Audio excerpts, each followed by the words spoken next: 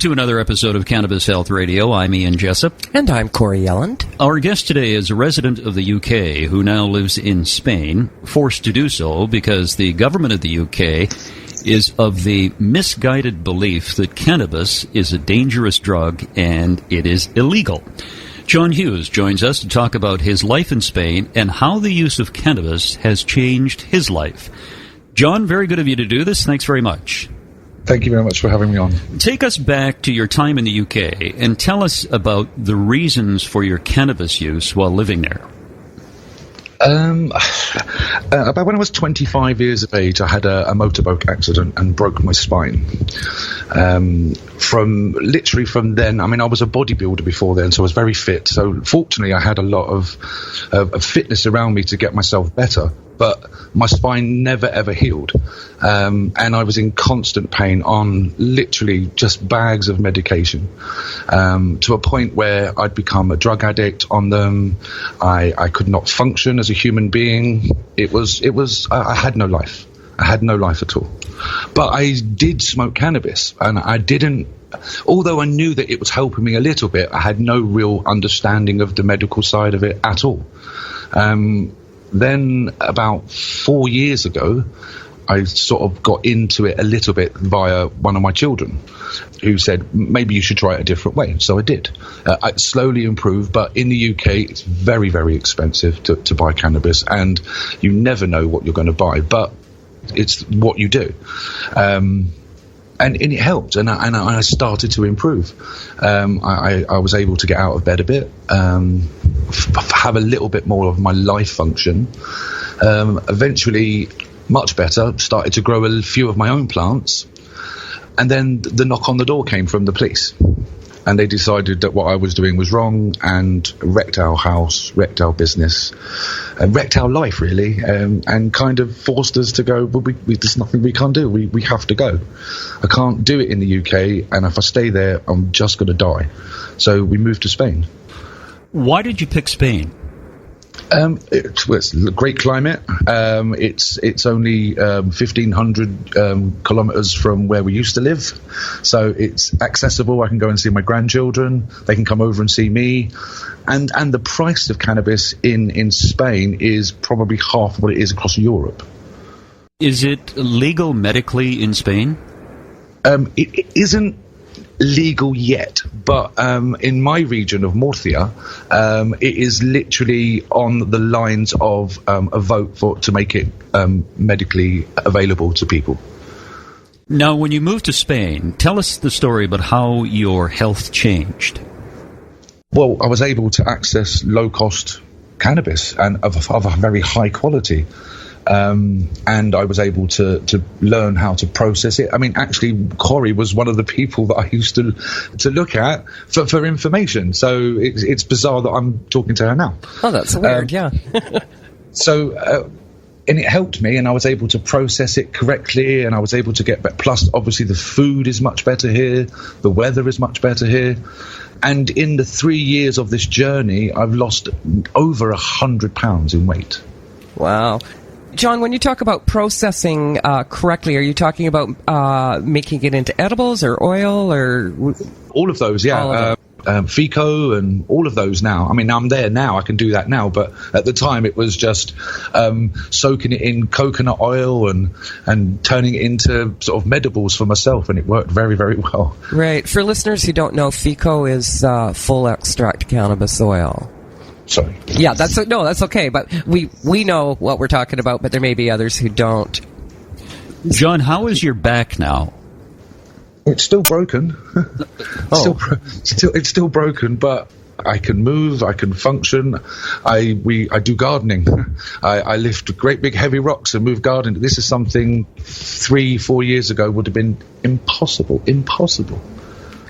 John, how did you lose all that weight? Do you figure it was a combination of being more active? Did you change your diet? Or was it just that, because I've spoken to people before who have lost large amounts of weight with cannabis, and they talk about how they just made healthier choices. And they, often when people are on diets, they feel like they're being ripped off. They can't have this and they can't have that. Deprived. That's the word I'm looking for. It's too early in the morning. Was it a case of that, or was it just that you chose healthier eating, or? I think obviously it was the healthier eating. The quality of food in Spain is better. Plus, with the heat, you don't really want to be eating very heavy food. So yes, lots of salads, lots of olive oils. The olive oil is ridiculously cheap, so I use it as butter. I don't even put butter on the bread. I use olive oil on my bread. Nice. So yeah, of course, it was the diet side of it as well, plus the loss of all of that medication, which was making me gain weight. I meant to ask you, what kind of medications were you on? I was on 1,200 milligrams of tramadol each day. Tramadol, yeah. Oh yeah, that lovely drug that we all know about now, but I didn't then, and even that wasn't helping. Amytryptyline, antidepressants, sleeping tablets, mood stabilizer. I mean, all sorts. Just chucking pills at me. I mean, I used to come out of the pharmacist, and the bag, and it was just a great big bag that you would get from the convenience store, full of drugs. Boy. For me. I just wasn't for me. That's an interesting story, because Corey was over here one day and she she showed me the bag of pills that she used to take, and it was very much like you. It was a bag like you get at the convenience store, and it was about, I guess, Corey, 3/4 full of pills. Easily, yeah. I had everything you can imagine. And there's pills to stop the side effects from those pills, and then some to stop the side effects from those. No, and it got to the point where, and that was kind of one of the, I used to look at I was very depressed. My Rottweiler once, I was laying in bed for about 3 days, and he just come and put his head on the bed, and he just kind of looked at me as if to say, this isn't right, man, this isn't right. And that was it for me. When your dog's looking at you saying, come on, man, get the hell out of bed, you got to do something. Whatever it takes to, ring that bell and get you going, eh? Yeah. John, how much cannabis do you take a day? I probably consume about 3 grams of raw cannabis a day, as in smoking, maybe through the bong. But I also probably consume. I do have a high tolerance because I have been using it quite a lot for a relatively long time. So I can consume probably around about 1,500 micrograms a day, and that throughout the day just makes me not completely pain-free, but 99% pain-free.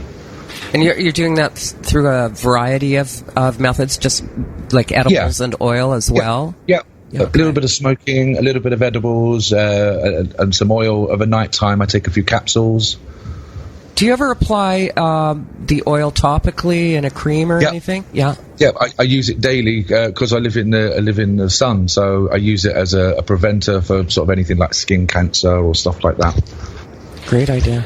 John, when you left the UK, you were, I assume, in great pain as a result of your broken back. Yeah. And how soon did you notice the recovery process taking place when you were in Spain? Once I was able to sort of access high-quality, low-cost cannabis and actually use it correctly within a few weeks. I haven't taken a pharmaceutical drug in 2.5 years. No, just over 2 years. Great.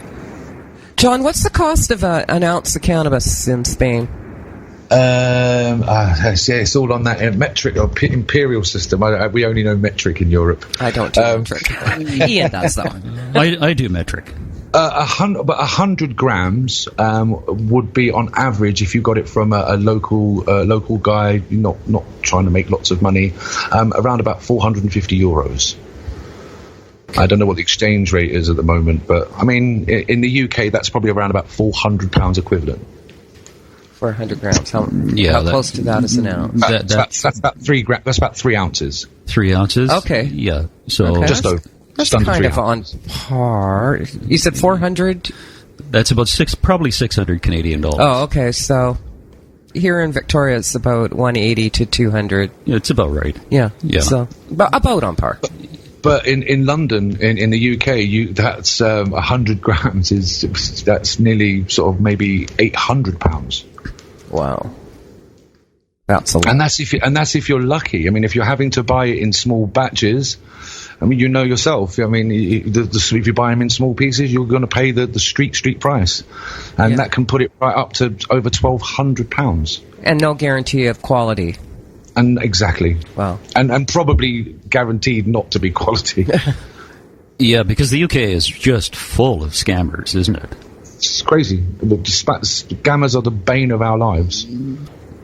Now, are there many expats living in Spain consuming cannabis?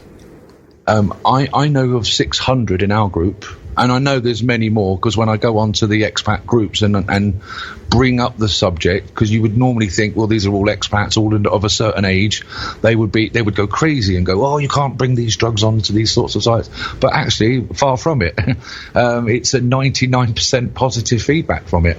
And lots of people saying, yes, I've been using it for years. Yes, actually, I'm growing a few plants. We've already got into discussions about legalities on an open forum. It's fantastic. It makes you wonder what the hell is wrong with the world when you can consume alcohol freely and it is dangerous. And you can... And known to be dangerous and kills hundreds of thousands each year. Yeah, and you can consume cigarettes. But you can't consume cannabis because somehow that is considered a dangerous drug, even though it's never killed anyone in human history. Yeah, but unless it fell on you, and of course that can be quite dangerous. You don't want a ton of cannabis falling.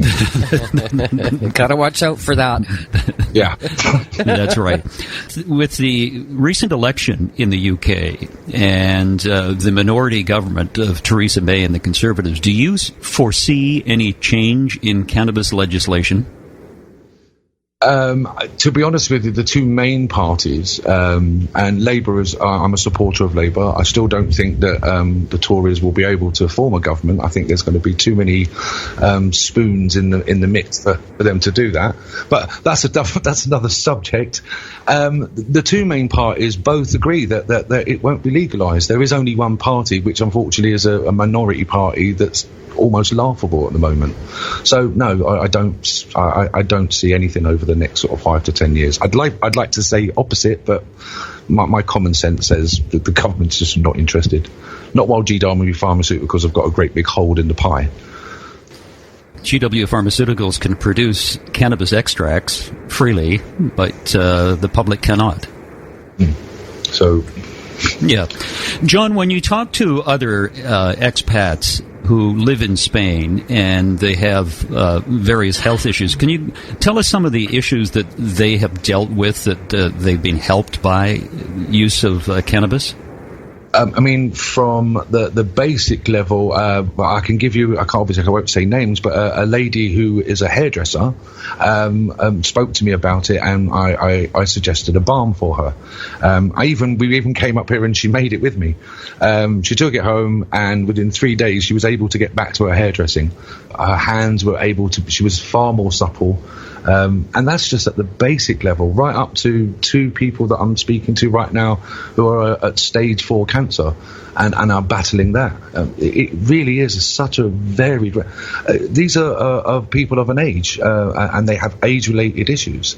Some of the people I know are in their 90s. Some people are in their 30s. There is no disease or cancer has no discrepancies whatsoever. It will come after you, and these people are knowing it, and they're using cannabis really, really well. We posted a podcast the other day of a woman in Florida whose son was sent home at the age of 3 to die. He is now 6 years of age, but he's not battling his health issue. What he's battling is the effects of chemotherapy and radiation. Yeah, it's just so bad. Yeah, this little guy can't speak. He's 6 now and can't speak. He can't walk. He's starting to crawl. But, he was a normal functioning 3-year-old who could speak. But they know that. They know that when they give it to them. They know this is going to happen. I mean, the gentleman that I'm helping right now, he got very, very jittery about going on cannabis, and he decided that he wasn't going to go forward, and he went on with the chemo. When I met him, he was not well, but he was walking and he was functioning well. He's now in a wheelchair, and he's coming up here on Wednesday. because he's now decided that he doesn't want to go on the chemo anymore. It's killing him, and he's going to change his way, and he's going to actually do it. His wife is already growing 2 plants for him. Well, good. I wish people would try cannabis first instead of coming to us last. It's the last, but that's because there's so much stigma attached to it. And the great thing about being in Spain is that the stigma is far less, and we can openly talk about it. So Spaniards are much more open about the use of cannabis than they are in other countries? Absolutely. It's part of the culture here, actually. Last estimates say I reckon around 10% of Spaniards smoke cannabis regularly. That's 1 in 10. That's a lot of people. Mm-hmm. There are hundreds of social clubs. There are hundreds of associations. There are local groups. There are local activists. Our local grow shop has a big sign as you come into the town on the normal public notice board. It's normal here. So it should be. So it should be everywhere. Yeah, I agree. What do the police authorities, how do they feel about it? Again, it's the law is very strange in Spain because technically cannabis is illegal. But there are certain provisos and caveats within the law that allow you to be able to grow in your home without of the sight of the general public. They can't see it or smell it is basically the rule. And you can grow what you want for your own needs. If you're growing hundreds of plants and they raid you, well, there you go. That's what drug dealers get. But people who are just growing a few for their own, they don't get in trouble. The police don't really care. I mean, again, it's only if it affects the public. I mean, I have about 12 plants. 6 are for other people. I'm growing for other people. They're going to take away. They're not in Spain at the moment, so they're coming over. But 6 are my personal plants. And between me and my partner, who also has medical conditions, and, by the way, had diabetes type 2 and doesn't have diabetes type 2 anymore. He's had massive head injuries, and just using the balm, you can barely see a scar on his face. The law just would not bother you. They don't care. I mean, I remember before we was putting out a small fire, and I had a joint hanging out my mouth, and me and the local police were putting the fire out together. You just don't care. There you go. John, can I just quickly ask you about your partner there? With the MS, did he ingest oil or just simply by smoking? Or not MS, what did you say he had? Diabetes. No, he used to ingest. So, I mean, obviously there was a diet issue as well. And he's fantastically, he's lost about 60 pounds himself. So, I mean, obviously that is a contributory fact to it. But he also has COPD, which has been halved. Good. So, I mean, he has multiple issues that have been helped. I've just had one serious issue that needed helping. He benefits it more than I do. John, are there many people taking cannabis oil as opposed to other methods of consumption? There are, but there's a big confusion in Spain because cannabis oil, hemp oil is classified as cannabis oil here. So in all of the herbal shops, there are all these little, and the amount of people that I have messaging me saying, look, pictures of this cannabis oil, saying, is this the stuff I need? No. Well, the £6.99, the €6.99 tag will probably say no. Yeah. And it's very confusing, and especially of an older generation. So you've got to try and just get rid of this misinformation and just get them on this right information, which is why I use a lot of visual aids, a lot of YouTube videos. I mean, I have maybe 10 or 15 people come to my home once a month, and we all sort of sit down and we exchange ideas. We make medibles, we make oils, we make capsules, we watch lots of videos, and we talk. John, what has cannabis done for your life in terms of the direction it's taken you? Well, it firstly gave it back to me, which is one of the things that I'll never be I can't be any more grateful to this one tiny little plant that it actually gave me my life back. The direction it took me in is a different matter, and I'm not so impressed. But it's something that I'm happy to do. I'm happy to do right now. But it wasn't. It was never my dream. It was never my goal. It was actually my son's dream, and unfortunately, he wasn't able to fulfil that and made some mistakes, and I'm left holding the baton.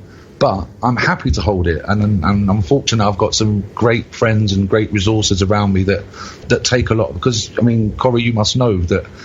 How hard it is to talk to someone when they're dying. Yes. And it really does take its toll out on you. So it's nice to be able to share that, spread that with other people. Yes, yeah, exactly. John, you said when you were in the UK, your son was arrested for growing marijuana for your needs. Was he jailed for that? No, they just gave him they gave him an unofficial caution, so there was not, it doesn't even go on his criminal record. What they did do actually was because I'd helped set up the equipment, there was my thumbprint, which was inside the light fitting, and that gave them just cause to come and smash my house up. They found nothing in my house because there was nothing to find, and we recorded it and put it up onto one of those sites. It got like 1 million views or some crazy stuff like that.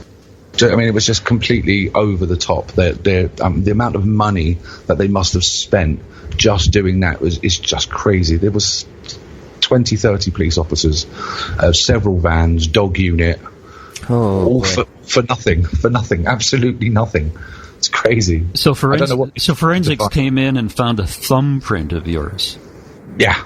And then they asked me in interview why was my thumbprint on the light, and I gave them the most honest answer I've ever given the police in my life. I said, because I used to grow cannabis, and there's no law says I can't used to grow it. Good for you. And that interview ended very, very quickly, and I got an apology for their overuse of their authority, their aggressive behavior.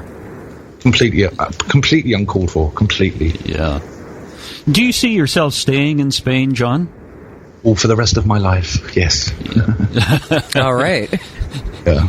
We've bought our house in the mountain, nice little, nowhere near anywhere in the world, and it's just beautiful. I have eagles as my neighbours, so I'm not moving. And you've got cannabis as your health plan. Yes. Yeah, even my pets, all of my animals are on cannabis as well. My dog, unfortunately, he's just been diagnosed with cancer. So we've just started his treatment actually 2 days ago. And also for leash mania, unfortunately, it's a big problem here in Spain. What's that?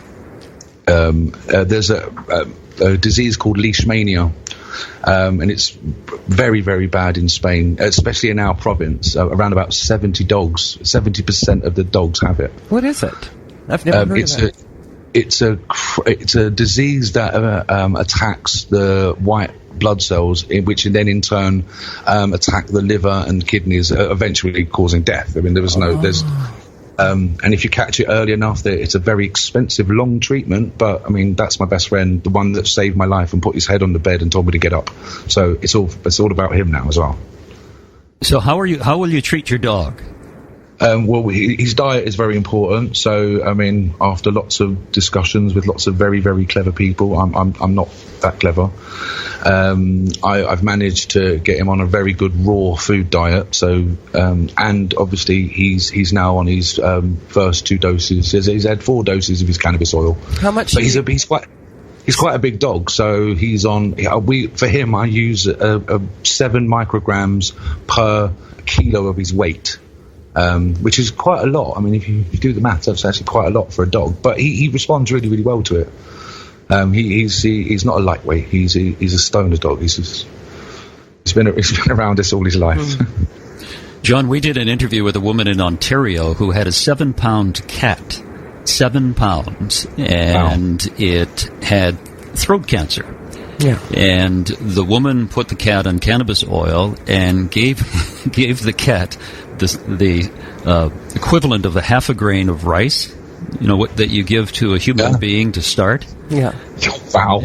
And the cat lived an extra 3 years. I'm sure he did. I'm sure that first day was probably a little bit scary. Well, yeah, but she had it all set up. Like she had really was prepared to treat her cat like a patient. Had made a special area and cordoned it off so the cat, couldn't fall, etc. And nursed that little kitty, and that cat got rid of the cancer and got another 3 years. There's a saying that every mammal has an endocannabinoid system. We know this now. Yes. Mm-hmm. So every mammal on this planet can use it, and they have before we came along and interfered. Animals have been grazing on that stuff for millennia without our interference. But it's great that we know that we can do this now. We know that we can treat our dogs. I mean, my dogs will eat raw cannabis when I'm trimming my lawn. I mean, they'll happily chew on those. I mean, they spit them out eventually, but they're happy to do it. I mean, two of our plants was decimated by one of our dogs because she obviously needed the medication. So we put her on the cannabis oil, and now she's leaving my plants alone. Interesting, because animals instinctually know what they need. Absolutely. Yeah. Yeah, and I never told her off. I was upset that I lost two of my beautiful plants, but I felt that this is what she wanted, so she goes on the oil too, and even my cat's on it. John, do you think that worldwide that the public attitude toward cannabis has reached a tipping point where governments must legalize marijuana? You would think so, but the governments can be very, very stubborn. France, for example, have just made things worse for the French by making it even harder and with even more fines and imprisonments. So, yes, some parts of Europe, yes, some parts of the world are waking up and seeing it, but some are resisting and some are actively pulling back and saying, no, we're not having this. It's insanity. When we know it works, how can one government go backwards and say it definitely doesn't work? It's just daft. But that's me. That's my opinion. No, and I'm of the opinion with people who say that they're very critical of politicians, and I say it's not the politicians' fault. It's our fault for electing those politicians. Yeah, it's the public's fault. We have to elect politicians who are in agreement that cannabis is simply a plant, an herb, a vegetable, whatever you want to call it, and it creates no harm to anyone. And if we continue to elect politicians who ban it, who want to throw people in prison for it, like Canada is going to legalize recreational marijuana on July 1st of 2018. Yet you can still get 14 years in prison. Yeah. Crazy. I mean, it's insanity. It's absolute insanity.